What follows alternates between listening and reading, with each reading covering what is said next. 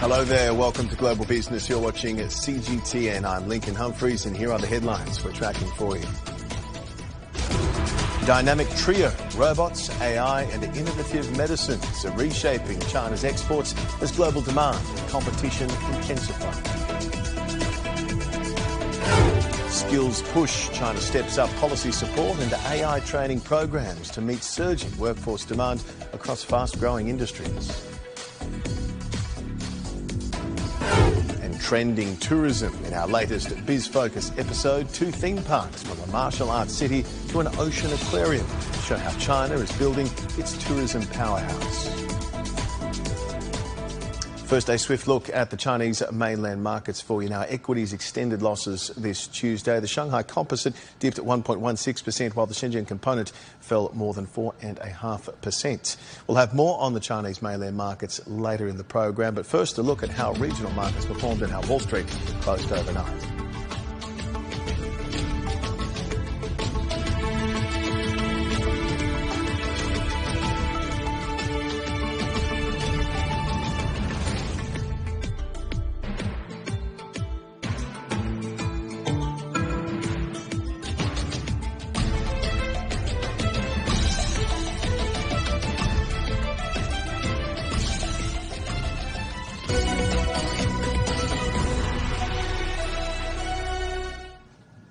Our top story, China is fostering a new batch of core strategic industries, artificial intelligence, robotics and innovative pharmaceuticals, dubbed the New 3, emerging as key growth drivers.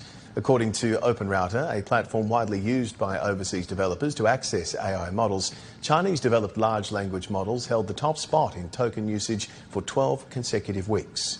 In robotics, China exported nearly 10.4 million units across individual categories from January to May this year, with total export value approaching 20 billion yuan, or roughly $2.95 billion US. International demand for Chinese-developed medicines has also surged. In the first half of this year, overseas licensing deals involving innovative Chinese drugs reached $110 billion US. Together, these 3 sectors are not only creating new growth engines, but also upgrading traditional industries with advanced solutions. China is home to more than 2 million industrial robots, more than the rest of the world combined. Now those robots are increasingly finding buyers overseas. In the first half of this year, China's industrial robot exports rose nearly 19% year-on-year to around $930 million US. Chinese-made industrial robots are now sold in 141 countries and regions. So why are more overseas customers choosing them? CGTN's Huang Fei explains. Chinese-made industrial robots are becoming an increasingly common sight in factories around the world. Manufacturers are running around the clock to keep up with demand. From welding and sorting to heavy lifting, Chinese robots are taking on a growing range of industrial tasks. So what's driving their popularity? Price is one factor. By producing key components in-house, manufacturers say they're able to cut costs while maintaining performance and reliability. Since all core components, including motors and drives, are developed in-house, our collaborative robots are 30 to 40% cheaper. Demand is rising across Europe, North America, and Southeast Asia. But price alone doesn't explain the boom. Chinese companies are exporting complete automation solutions, from hardware and software to system integration. Years of experience in applying robotics across 70-plus industries have become an export of their own. And the service doesn't stop after delivery. Since January, our export orders have increased by more than 30%. With our after-sales team based in Southeast Asia, we can respond quickly to our customers' needs. And demand could be set to grow even faster. For the first time, bionic robots and cleaning robots have been given their own customs codes, a sign that these rapidly expanding categories are entering the global mainstream. At the same time, manufacturers worldwide are shifting towards smaller production runs, greater product variety, and smarter manufacturing. That's driving the demand for intelligent and adaptable robots, and many see humanoids as the next step. It may look like robot fight night, but think of it as a job interview. These robots can keep their balance, recover from falls, and keep operating even after taking a huge hit, like losing a head. Those are exactly the kinds of capabilities manufacturers are looking for, and many are already being tested in Chinese factories. AI and embodied intelligence will allow robots to be deployed in many more real-world scenarios. There are still challenges ahead, from advanced chips and high-end sensors to building stronger global service networks. The race is far from over, but China has already built a strong head start. Huang Fei, CGTN, Guangzhou. To help us gain greater insight into China's new industries and their role in fostering innovation, I'd like to bring in Xu Qiang, Fellow of the Belt and Road Research Centre at Minzi University of China. Thanks for joining us on the show. So China's new 3, AI, robotics and innovative drugs, they're scaling globally. For overseas companies, where's the most accessible near-term cooperation dividend, whether in lower costs, access to this new tech, or perhaps entirely new business models?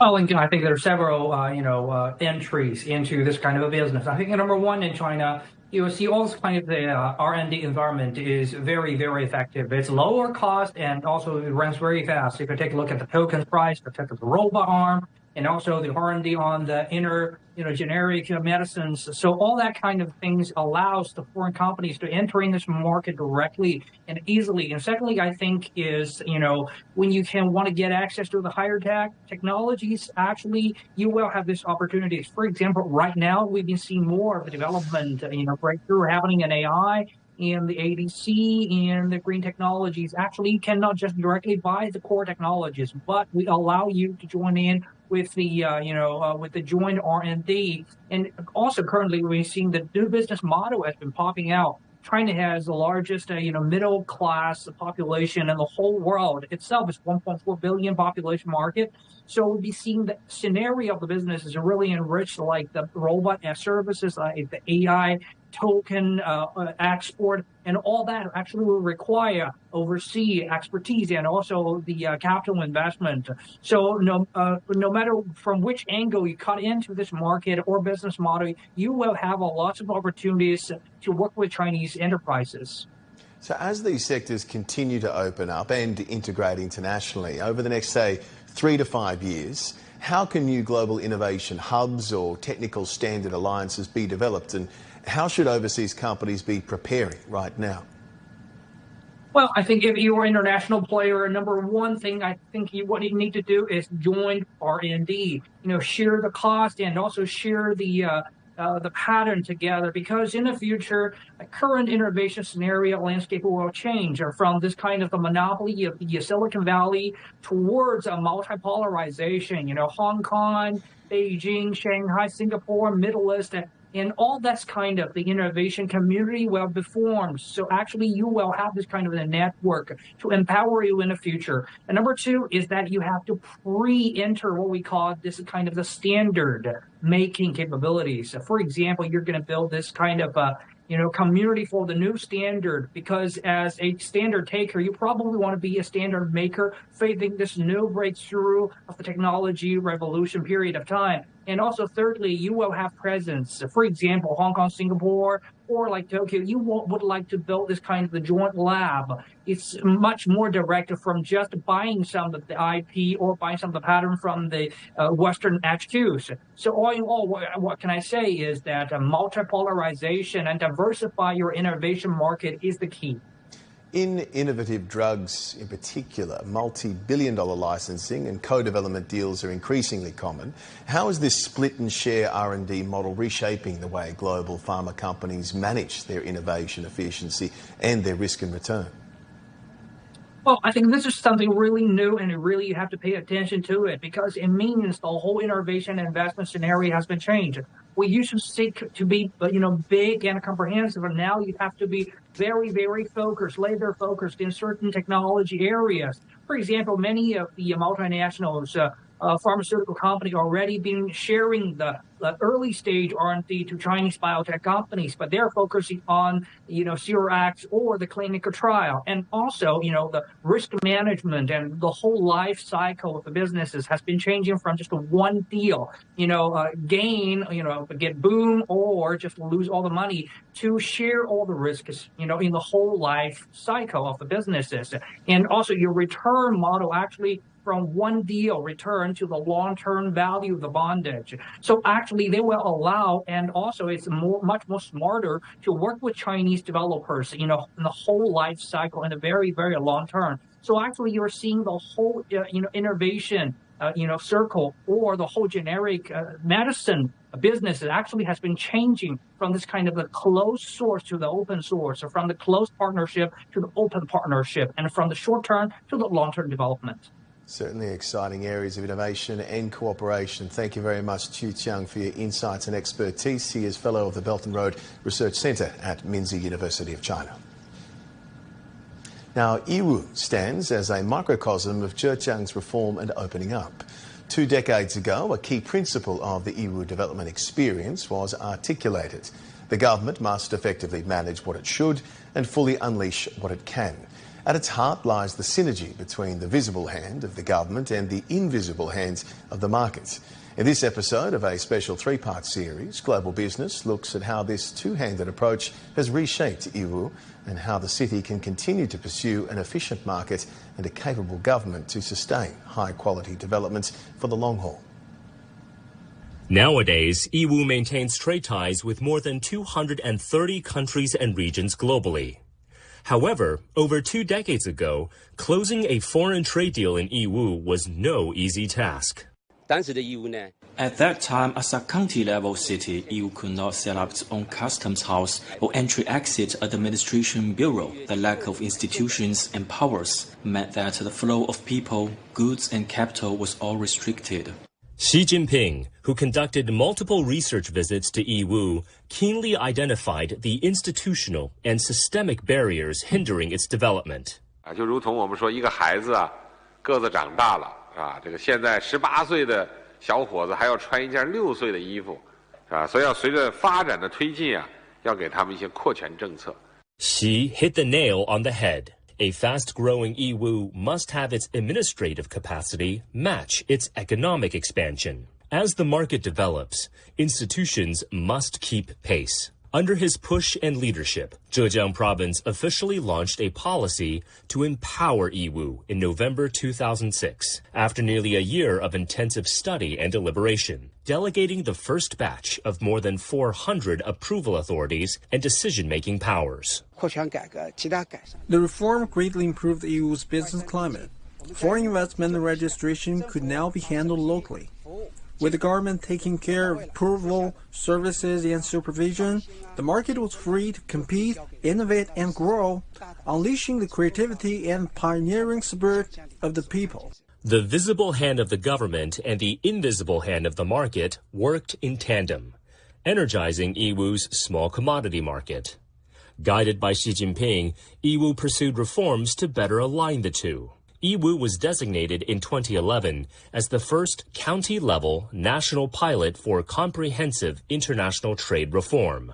At the time, the pilot reform of international trade in Yiwu involved over 40 government departments across multiple areas, including the establishment of new trade models, distribution channels, and financial services. It was a systematic project. Through exploration and practice, a new trade model known as market procurement trade was introduced in Yiwu. The core change allows foreign buyers to purchase goods directly from designated markets with multiple varieties, batches, and small quantities for export. It also comes with policy benefits, including value-added tax exemption, streamlined customs clearance, and higher procurement limits. This innovative measure successfully addressed the export difficulties faced by millions of products in Yiwu's market. It created a low-threshold, convenient trade channel between small and medium-sized buyers and suppliers around the world. That year, Yiwu's exports exceeded 140 billion yuan, up nearly 30% year on year. During the promotion of the Yiwu development experience, Xi Jinping pointed out that on government-market relations, it is precisely because the government firmly controls what it should, fully liberalizes what it should, maintains strong services awareness, and actively solves problems for businesses that a healthy interaction between government and enterprises has been achieved, creating a favorable environment for economic and social development. 义乌的经验是发展中的经验，是通过改革创新推进经济社会全面发展的经验，是用改革的精神发展的办法解决发展中问题的经验。 Since the 18th CPC National Congress, the CPC Central Committee has innovatively proposed giving full play to the decisive role of the market in resource allocation and better leveraging the role of the government in a bid to ensure a well-functioning government, a more efficient market, and bolder entrepreneurship. The Belt and Road Initiative has opened new doors for Yiwu. The Yiwu-Xinjiang Europe Express now links the world's two largest small commodity hubs, while rail-sea intermodal transport has extended port services inland. In September 2023, President Xi Jinping visited Yiwu, where he encouraged businesses to continue moving forward. 义乌的小商品大市场，不断地再造新的辉煌。 Reform never stops. By 2025, Yiwu had carried out 111 national-level and 216 provincial-level pilot reform tasks. The market procurement trade model has been expanded to 39 markets across 21 provinces, serving as a key channel for Chinese exports.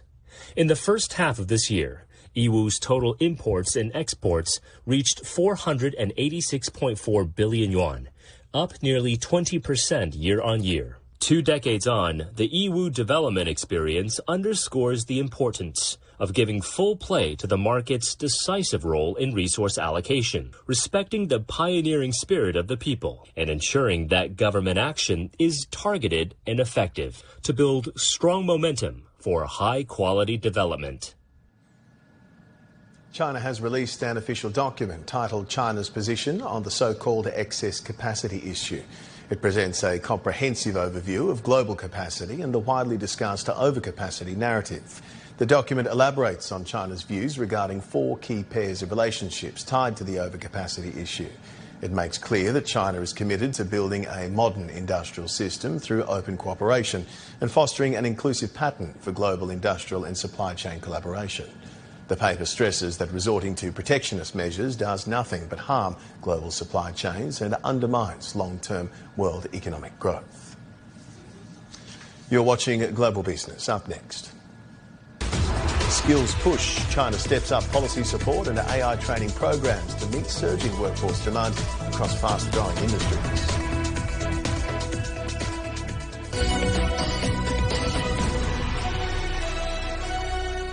The world economy as we know it is about to change. Global business reports highlight emerging markets, developing countries, and dynamic sectors worldwide.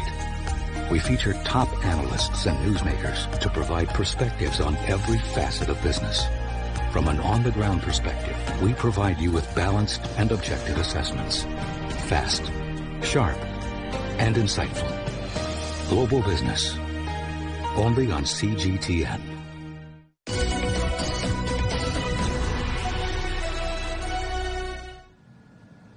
A national hiring campaign in China concluded last Sunday, focusing on 4 key sectors: artificial intelligence, energy, manufacturing and healthcare.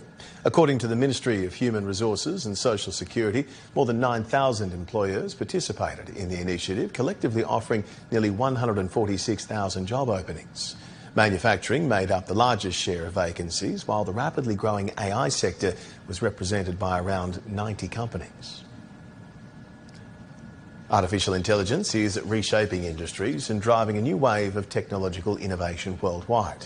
Behind every breakthrough, talent is key. In Shanghai, efforts are underway to build a training ground for the next generation of AI pioneers. Lei Shuran has more. Shanghai's quest to transform into a global science and technology innovation center is entering a sophisticated new phase. It is now experimenting with radical institutional reforms designed to liberate scientific talent. Since its establishment in 2024, this institute has been dedicated to cultivating China's future AI leaders. More than 500 students selected from 30 top universities nationwide are working side by side with their research partners here, tackling challenges in different fields, such as developing more architecture with large language models and leveraging AI to accelerate drug discovery. The institute has built an ecosystem that combines research, industry resources, investment, and publicity supports, helping transform those innovative ideas into real applications. We hope scientists can focus on their research. We'll help you cultivate a group of partners to handle things like commercialization, industrialization, the conversion of research outcomes, turning them into real applications. By bringing in a cohort of sci-tech entrepreneurial partners to co-found ventures with scientists, we can help those tech talents increase the success rate of launching their own businesses. In May, the institute launched a project to train an AI forward-deployed engineer, which will work directly with customers to implement, customize, and optimize complex technical systems in fields including manufacturing, finance, and medical industry. In addition, many AI training sessions are now available around the city, reflecting the city's soaring interest in nurturing AI trainers. This emerging profession, officially recognized as AI trainer in China's occupational catalog, has been listed as an occupation in short supply in Shanghai. As AI transforms industries, these trainers act as translators between humans and machines, ensuring AI systems understand real-world needs. It welcomes those who has no computer science background, and qualified trainers are likely to serve as guardians in AI product deployment, overseeing data annotation, model optimization, and quality control. Previously, I focused more on the traditional internet industry, but now I'm pivoting toward AI. This not only gives me more opportunities to develop in the AI industry, but more importantly, AI can greatly enhance my current skills and business operations. The AI industry itself is developing extremely fast. It evolves every single day. So, such short, intensive, and agile courses can make use of trainees' personal time and align more closely with their actual usage needs. In 2025, Shanghai recorded 16,300 participants for AI training, with 10,900 graduating. And the number is expected to grow as local policies for reducing training costs via subsidies are available to incentivize participation. Lei Shuran, SMG International for CGTN, Shanghai. Moving on to China's AI job market. According to recruitment platform Zhaopin, the number of companies hiring in AI rose nearly 25% year-on-year in the first half of 2026, with job postings up more than 10%. For every AI engineer, there are 2.6 job openings. Demand for AI agent developers skyrocketed 244% as AI moves from being just a helper tool to taking on autonomous tasks. Among all AI roles, product managers saw the biggest jump in hiring, with postings up nearly 88%. Tier 1 and new Tier 1 cities account for nearly two-thirds of AI hiring. Beijing leads in total openings, while Shanghai is seeing the fastest growth. But it's not just tech hubs. Demand for AI talent is exploding in aerospace, autos, pharmaceuticals, and new energy, with the auto sector alone having more than 8 job openings for every qualified AI engineer. Li Qiang, Vice President of Zhaopin Group, says AI talent is now reaching into every industry at an accelerating pace. So to help us understand the global employment market and the current hiring trends, I'd like to bring in Eckhard Ernst, Chief of Macroeconomic Policies and Jobs at the International Labour Organization. Thanks so much for joining us on the show. So in your eyes, what policy mix best improves this match between workers' skills and employers' needs, especially for young people entering the employment market right now? Yeah, I think it's really important to distinguish three different set of issues here. On the one hand, you see indeed rising unemployment for younger people, especially young graduates. But at the same time, you have around 70% of employers who complain that they cannot fill vacancies. And so the binding constraint is actually not the lack of jobs, it's really the matching between those who look for jobs and those who are kind of have vacancies available. So three policy advice that we usually give. One is, importantly, especially for young people, is work-based learning at scale. So apprenticeship systems are really key for that. The second one is a much more modular way of providing credentials, so micro-credentials in particular for people who have skills that are built up in the labor market but are not being recognized. And then third advice is real-time labor market intelligence, so that we don't have to wait every few years before we get a new round of information. Because the labor market is so changing so fast, it's really important that both employers and employees, and particularly people who are looking for jobs, understand what is available for them. You mentioned the AI economy is growing so fast that demand is growing with it. How should countries and cities respond to this widening talent gap between supply and demand? I think it's important to recognize that the demand is really widespread. We obviously see a kind of fast-growing demand for AI specialists, around 70% per year of demand for scientists and engineers. But the demand is really growing for a kind of a general AI expertise, not so much in terms of particular credentials or particular degrees, but really kind of understanding. So one of the things that we recognize and recommend is to really kind of make sure that there is a mainstreaming of AI competencies, even among those workers who are already have some experience. And then obviously young graduates need to kind of really get up to speed in terms of these skills. But it's not so much about having a title as an AI engineer. It's really having the expertise, using these tools, and being able to apply them at the workplace that is relevant. In many places, of course, we're playing catch-up indeed, but what can governments do right now to convert employment shortages and skills mismatches into stronger growth and more inclusive employment?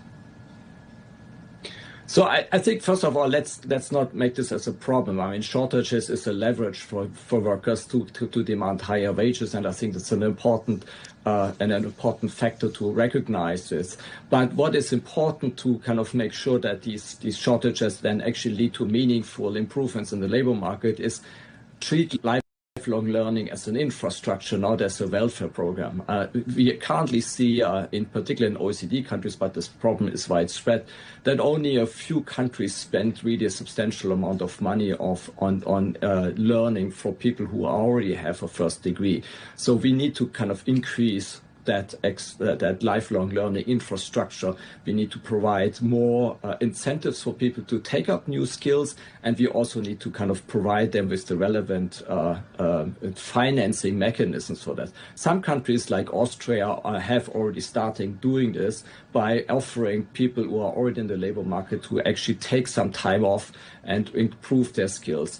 Other countries like Singapore provide a whole range of instruments for helping people to navigate throughout their life cycle the occupational transitions that they will face. So I think that this really requires a whole new infrastructure in order to promote lifelong learning, and not focusing only our energy at the beginning of a person's career on the labor market. Eckhard Ernst, really appreciate your analysis and expertise and your time with us today. He is Chief of Macroeconomic Policies and Jobs at the International Labour Organization. Thank you.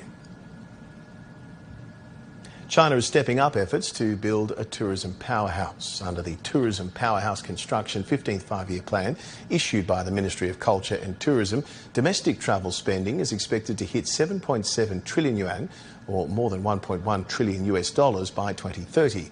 With the summer travel boom in full swing, I visited two of the country's most popular theme parks with my colleague Yu Hongyu to see how they're capitalising on the trend. Let's take a look.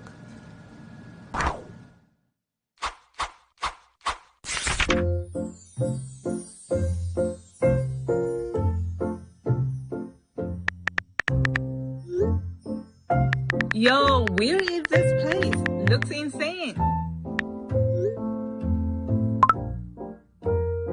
Yo, it's Wansuishan Martial Arts City with live action kung fu, hi-ya, and the molten iron fireworks at nighttime are insane. Check it out.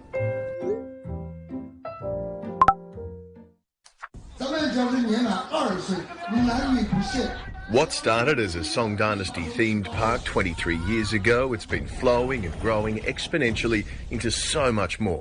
Wansuishan Martial Arts City's traditional fighting spirit is moving with modern mayhem. It's intriguing and absorbing entertainment, throwing you straight into the fight. That was stunningly overwhelming. The scale of everything, production quality, very entertaining. Even midweek, the crowds are immense and the experiences intensely immersive. So it's time for me to get in on the action and get into character. But here in the park, it's not all about real money. For interacting with the characters and the exhibitions like I just did out there, you can earn this park money and can exchange it for some goods and prizes. Let's see what I can get. Now, with my hard-earned magic money, as you can see, I've been very successful in this world. You can use this cash to play some games with the characters. La la la, 美女帅哥，你好，你好，你好。All right. 1, 2, 3， 哇塞！当时就是来万岁山玩的比较多，然后觉得 NPC 这个工作特别有意思，然后后来呢就在网上去找了一些就是关于这方面的一些招聘，然后通过招聘进来的，能够每天很开心的跟不同的人一起去玩，有大朋友有小朋友。这个园区大部分都是需要一些多才多艺的演员，也更好的让我去展现自己，给了我一个舞台。Not all the performers are local or indeed Chinese. The park has hired more than 2,000 performers, 200 of which are foreigners. All the way from Ghana, Okaib Nafisi, who goes by the name Xiao Feifei in Wansuishan, has been putting his copious charisma and excellent language skills on show for more than a decade. My work here is like entertain the people, have a good time with them, because my life and my choice is to make people happy. A connoisseur and raconteur of culture, who better to teach me some local songs? 我们都有一个家，名字叫中国，名字的中国。给我下去。Before, maybe like 20 years ago or some years ago, many foreigners haven't been here. Where we want to go is like America, Germany, Australia. From beginning, I came here 2015. But now, when they see you, they feel normal. We are now like a friends. Just to come and have a video with me. A photo to take a day, maybe like 900, 2,000. Another excellent, exceptionally interactive performance is the matchmaking show. Dozens of couples met their eventual spouses on this very stage, and matriarch Mrs. Wang is trying to find a match for her daughters. 接下来就由你们决定谁做我们家的贤婿。来。 I hope I make a better husband than I do a warrior. In 2023, the matchmaking segment was upgraded into a full-blown stage show. The park started live streaming the Love Fest and releasing targeted digital content on short video platforms. The people love love, so Wansuishan started trending on social media, a pivotal turning point for the park, putting it prominently on the tourism map. What we built in the park have become a great promotion of Chinese traditional culture with the help of social media. And the viral content have made it easier for us to find and work with good suppliers and contractors. For 100 RMB or $15 with change, you get a 3 days pass at Wansuishan. Children aged 6 to 18 get half price. Not long ago, it was just 80 RMB, and the affordability strategy seems to be working. 40% of the visitors are from within Hunan province. 60% are outside of Hunan. 65% of the visitors are between 18 to 35 years old. Females account for the bigger half. With China's visa-free policy, the number of foreign visitors surged from a few thousands per year to somewhere between 30,000 to 40,000 in 2025.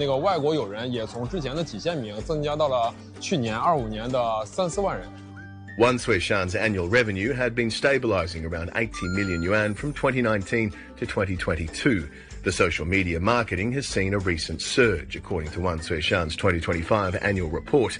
Total revenue hit 1.27 billion yuan, a record high, up 136.5% year-on-year, a 15-fold increase from 3 years ago.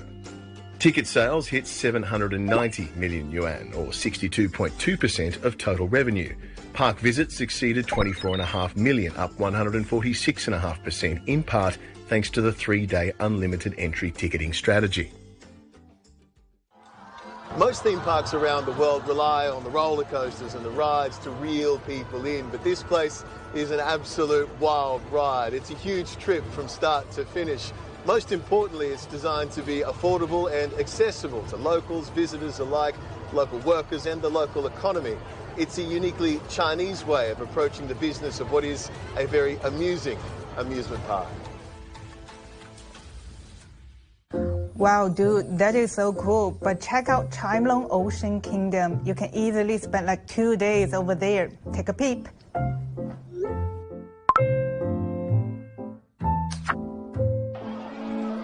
Blue, tranquil, and absolutely massive. What you're looking at is no ordinary fish tank. It's the largest aquarium on the planet. It's like stepping into someone's dream, except the dream is 22,000 tons of water. It's like 44 million bottles of water hanging over your head. And look at that! Whale shark sighting. Everybody, act natural. Welcome to Chimelong Ocean Kingdom. Last year, 12.5 million visitors walked through these gates, beating out Universal Hollywood and Tokyo Disney. No Harry Potter, no Avengers, and no Mickey Mouse. So how did they do it? This is the overview of the Hengqin Chimelong theme park here. Over there you can see that is Macau. Hong Kong is also nearby. So people from all over the world can have a good time here. This is Hengqin Island, southern China's Guangdong province, sandwiched between Hong Kong and Macau, right in the heart of China's Greater Bay Area. This is where many young, affluent visitors looking for cultural tourism with a premium touch. Okay, move on from the map. I'm here for the locals. And by locals, I mean this guy. These are the actual food that manatees eat. I have no idea how they become this big, but just eating vegetables. It's weirdly intimate, but that's the point. Here is the pivot. After the Blackfish documentary, many have changed their perceptions about ocean parks. People don't want to see sea creatures living in tiny pools. Chimelong has pivoted to animal protection and interactive learning. So when I'm feeding these adorable sea potatoes a piece of lettuce, 带它上来的时候，你可以仔细观察一下，嘴巴张开的时候，看看它有没有门牙。有门牙的。那海牛呢，其实是没有门牙，但是有两边的臼齿，它只有里边有6到8颗的臼齿，用来研磨食物。I'm not just a sightseeing. I'm learning biology from the source. The park partnered with the Chinese Academy of Sciences and built 15 research centers right on site. After being emotionally and physically overwhelmed, obviously, next is lunch. So here's the thing, they don't just want your ticket money, they actually want you to eat here, to shop here, to sleep here. It's a whole immersive experience over there. But the only difference is that you get to eat beside the world's largest aquarium over there. This is their one-stop destination package. They built a 48-hour bubble for around $200 US. You sleep here, eat here, and stare at the killer whales here. The layout is designed so you never have a reason to leave or stop spending. Here you can take a perfect picture without needing extra efforts. It's an Instagram goldmine designed to capture 100% of your wallet. I met families who actually return every single week.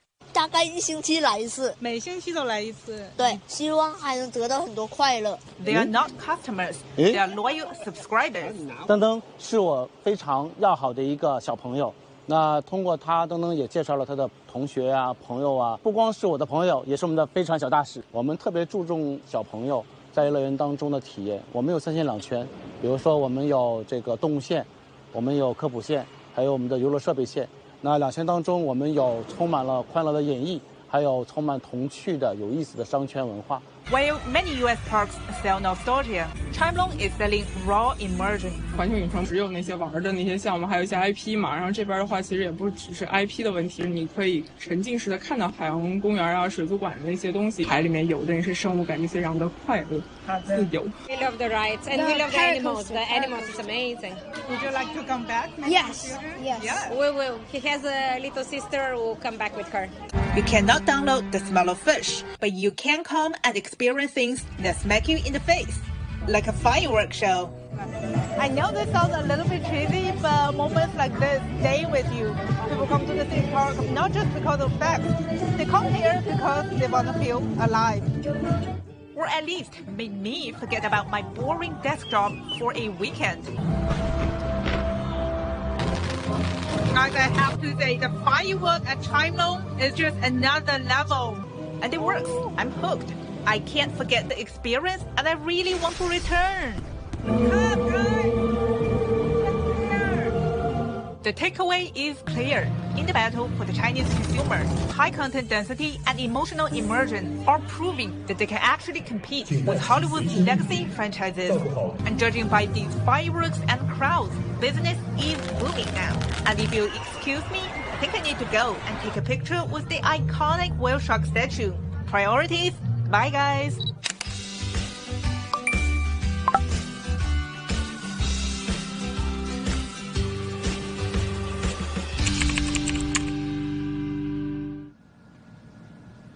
Can't wait for the next stop. And on that note, that is it for Global Business. Thank you very much for your company. I'm Lincoln Humphrey in Beijing. We'll see you next time. Goodbye for now.